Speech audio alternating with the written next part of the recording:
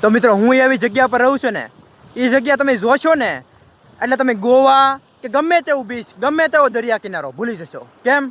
તો કે અમારું ગામડું એટલું સુંદર છે જ, ગામડાનો દરિયા કિનારો એટલો સુંદર છે. જુઓ એકવાર, આ જો લોકેશન ચેક કરો એકવાર, છે કે નહીં? જો બતાય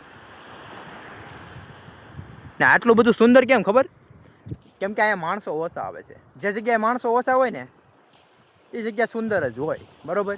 ને અહીંયા વધારે જેમ માણસો આવે એમ કચરો ફેલાવે, આ તે ફેલાવે, એટલે એ જગ્યા બહુ સારી ન રહે એમ, બરાબર.